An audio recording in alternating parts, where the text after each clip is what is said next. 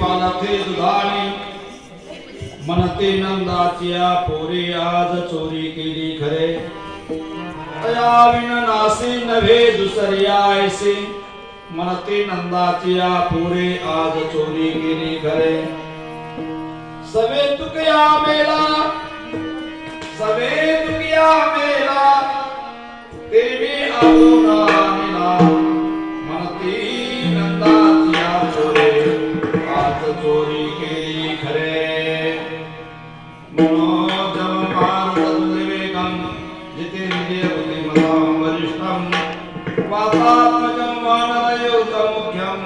श्रीरामदूतं शरणं प्रपद्ये समचरण सरोजं सान्निलाभदाभं जगन्नीतपाणिमण्डलं मण्डलानां तरुं तुलसीमाला कन्दरं कञ्जनेत्रं सुदयधवलहासं विठ्ठलं चिन्तयामि कलारत्नेची ओधरावतारं कलांकांक तेजो देकामो देवक्रम कलानीशवालापनोदार दक्षं समाधिस्थमूर्तिं भजे ज्ञानदेवं रामाय रामभद्राय रामचन्द्राय वेदसे नाथाय रघुनाथाय शिवाय नमः कैलास राणा शिवचन्द्रमौळी मनीन्द्र माता मुकुटी फलाळी कारुण्य सिंधू भवतारी तुझ विन शंभो मद कोण तारी पांडुरंगा करो प्रथम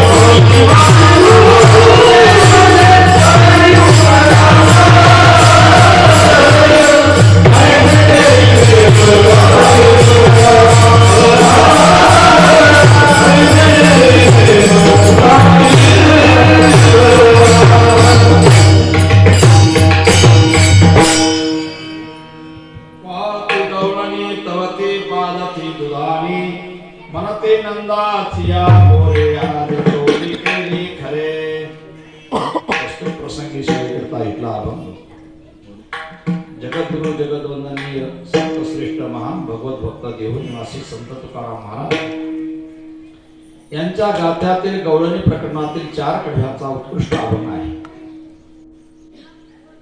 हा अभंग या ठिकाणी घेण्याचं कारण सांगायची गरज नाही, कारण सालाबाद प्रमाणे भगवत कृपेने संतांच्या आशीर्वादाने भगवान महाकालेश्वराच्या कृपा प्रसादाने हनुमंतराय पांडुरंग परमात्मा राम प्रभू अशा सर्वच ग्राम देवतांच्या आशीर्वादाने आणि तुम्हा सर्व भाविक ग्रामस्थांच्या सहकार्याने आणि कोणतं वार्ड आहे या वार्डाच्या विद्यमाने आयोजनाने कोणतं वार्ड मला काय सांगता येणार, काहीतरी नाव ठेवा आता प्रत्येक वार्डाला आमच्या वार्डाचं नाव. पश्चिम महाराष्ट्र, पश्चिम उजनी पश्चिम तो भाग आहे ना, उत्तर पूर्व उत्तर उजनी प्रांत यांच्या विद्यमाने किंवा त्यांच्या आयोजनाने हा चालू वर्षीचा शिवरात्र निमित्ताने भगवान शंकराच्या प्राणप्रतिष्ठेच्या वर्धापन दिनानिमित्तानं अखंड हरिनाम सप्ताह, ज्ञानेश्वरी पारायण, आणखी काय काय गाथा भजन, काकडा भजन, हरिपाठ आणि कीर्तन अशा प्रकारचा हा सालाबाद प्रमाणे हा कार्यक्रम या ठिकाणी संपन्न होत आहे. चालू वर्षाच्या या अखंड हरिनाम सप्ताहाची आजची सांगता आहे. गेल्या वर्षी 2 वर्षापासून कोरोनाच्या महामारीमुळं बहुतेक ठिकाणी सप्ताहे झाले, काही नाही झाले, तात्पुरते तेवढ्या पुरते काहीतरी नियम म्हणून केला. परंतु यावेळेला थोडस वातावरण मोकळं झाल्यामुळं बहुतेक ठिकाणी अशा प्रकारचे छोटे मोठे कार्यक्रम आयोजित केलेले आहेत.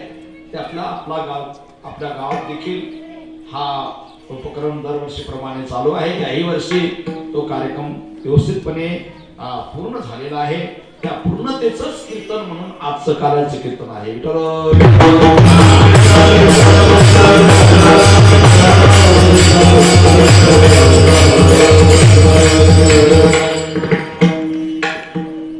पूर्णतेचं प्रतीक म्हणून काल्याचे कीर्तन असते. सप्ताहाची पूर्णता म्हणजे काल्याचं कीर्तन. काल्याचं कीर्तन झालं समजायचं की कार्यक्रम संपन्न झालेला आहे.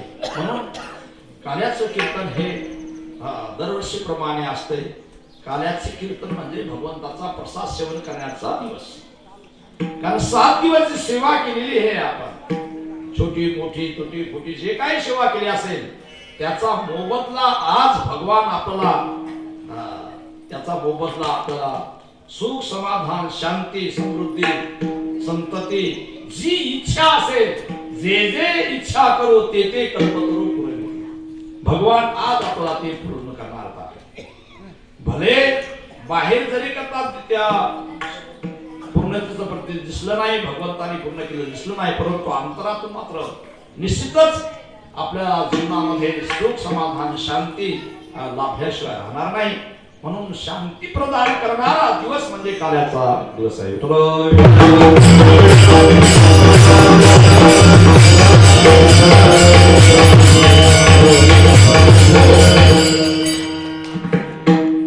काला म्हणजे 2 वस्तूचं ऐक्य, एकीकरण त्याला काला म्हणत असतात. तर 2 वस्तू कोणत्या असतील? एक काल्याचं प्रतीक म्हणून दहीला या 2 वस्तूचं ऐक्य त्या ठिकाणी केलं जाते, हे प्रतीक आहे. दुसरं कथा त्रिवेणी संगम देव भक्त आणि नाम तेथीचे उत्तम चरण रज जाणारे. अशा प्रकारचं त्या ठिकाणी कथा कीर्तन देव आणि भक्त यांचा संगम होणं म्हणजे काल आहे. तिसरा काला असा आहे तो आपल्याला या जीवनातही प्राप्त होतो आणि परलोकात गेल्यानंतर देखील तो प्राप्त होऊ शकतो. त्याला जीव ब्रह्म ऐक्याचा काला. आपण जे काही या कर्माने बांधलेले आहोत, भगवंताचे अंश आहोत असून भगवंताचे आपण एक अंश आहोत. भगवंताचे अंश असून सुद्धा विकाराच्या कारणामुळे, मायेच्या अज्ञानामुळे, आपल्या स्वस्वरूपाच्या अज्ञानामुळे आणि या मायावी असणाऱ्या संसाराच्या गुंथ्यामुळे आपण एक संकोचित झालेलो आहोत, दुःखी आहोत. म्हणून आपल्या जीवनात दुःख जाऊन सुखरूपी असणारा जो परमात्मा त्याचं मिलन होणं याला एक कालाच म्हटलेला आहे.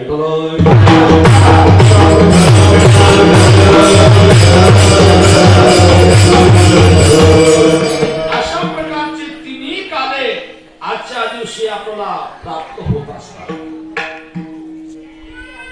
7 दिवस जे काही केलं आहे ते आजच्या या काल्याच्या प्राप्ती करताच केले. लक्षात ठेवा, आधी केले जे काही 7 दिवस केलं आहे भगवंताचं नामस्मरण, ज्याला आपण हेडिंग दिलेला आहे अखंड हरिनाम सप्ताह. हरिनाम ज्या सप्ताहामध्ये 7 दिवस हे आपण हरिनाम घेतलेला आहे त्याला सुद्धा कालाच म्हटलेला आहे. कारण तो काला झाल्याशिवाय हा शेवटचा काला होत नाही. मोक्षरूपी काला मिळत नाही, भगवत प्राप्ती रूपी काला मिळत नाही, भगवंताचं मिलन होऊ शकत नाही. म्हणून त्याच्या करता अगोदर 7 दिवस हरिनाम घेण्याची परंपरा आपल्या संस्कारात घालून दिली आहे. तो एक प्रकारचा काला म्हटलेला आहे.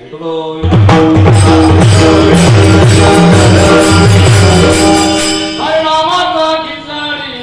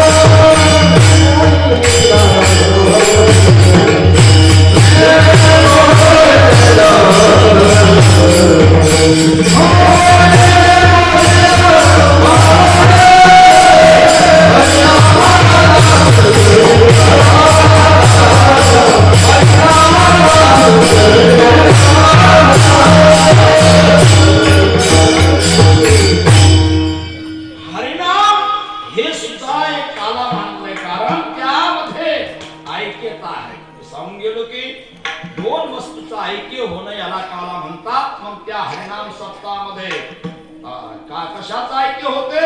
देव भक्त आणि नाम यांचं ऐक्य होते. म्हणून हरिनामाला सुद्धा काला म्हटलेला आहे. काला याचं कार्याचं फल लक्षात ठेवा. कोणत्या वस्तूला महत्व नाही त्या वस्तूच्या परिणामाला महत्व दिलं पाहिजे. परिणामाला महत्व असते. काला आपण केल्यानंतर त्याचं फल काय आहे, फलश्रुती काय, प्रयोजन काय आहे, त्याचा अनुभव काय आहे, परिणाम काय आहे हा महत्वाचा आहे. काल्याचा परिणाम आहे लक्षात ठेवा आनंद. आनंद यालाच काला म्हटलाय आणि तो काला आपला या माध्यमातून प्राप्त होतो. म्हणून त्याला काला म्हणण्याची परंपरा आहे. हरिनामानं काय होतंय? भगवान प्रसन्न होतो. तथा या हरिनामाच्या सप्ताहामधून आपल्याला भक्तांची संतांची काय होते भेट होते. त्याबरोबर भगवान देखील प्रसन्न होतो. देव भक्त, देव आणि भक्त एकत्र येतात. या ठिकाणी तुम्ही देव प्रतिष्ठा केली आहे. देव आहे पण बाहेरून जे कीर्तनकार किंवा अनेक या ठिकाणी श्रोते मंडळी येतात, टाळकरी मंडळ येतात, गायक वादक हे भक्त आहेत. लक्षात घ्या यांचं मिलन होतं या ठिकाणी. म्हणून तिसरा आनंद प्राप्त होतो. जीव ब्रह्म ऐक्य म्हणजे आनंद प्राप्त होणं. अशा प्रकारचा आनंद प्राप्त होतो. म्हणजे या सर्वांचं मिलन म्हणून याला काला म्हटलं आहे.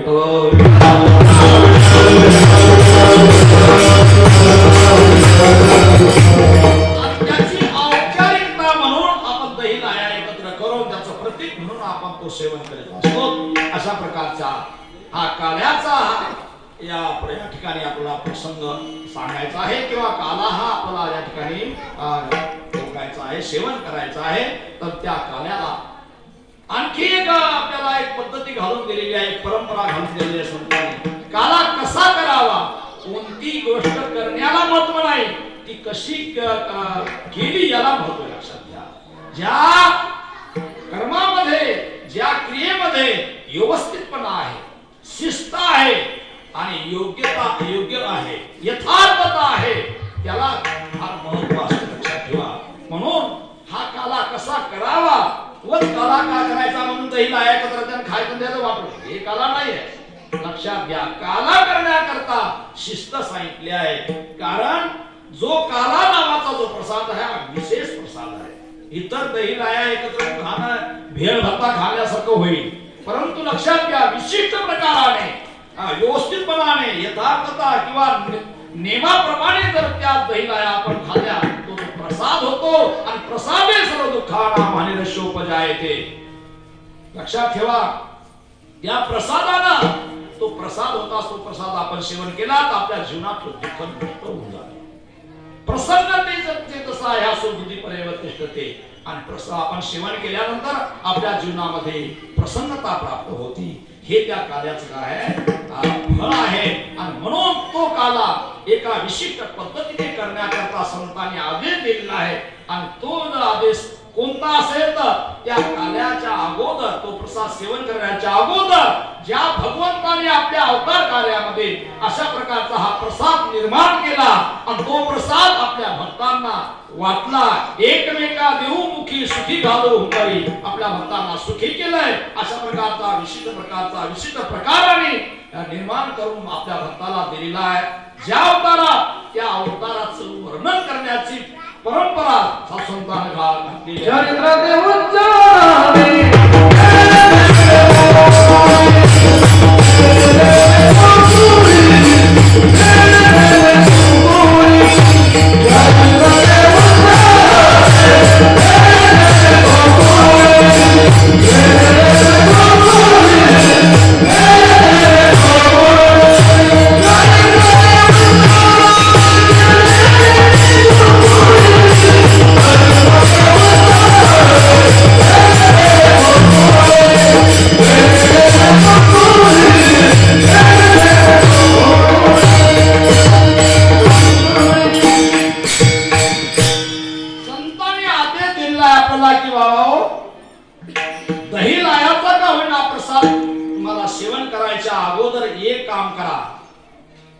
तो प्रसाद आहे, काला आहे, तो काल्याचा प्रसाद आहे. तो काल्याचा प्रसाद सेवन करण्याच्या अगोदर ज्या भगवंताने हा काला रूपी प्रसाद निर्माण केलाय त्याचं चरित्र बघून. परंतु ते कोणतं चरित्र तर भगवंताचं चरित्र अनंत आहे. कारण अनंत रूप आहे त्याचे. अनंत रूपे अनंत वेशे, अनंत म्हणते माझी या स्वामी ते, अनंत गुण त्याचे म्हणून या. त्याचे अनंत गुण आहेत, अनंत रूप आहेत, अनंत नाव आहेत. म्हणून नेमका कोणतं वर्णन करायचं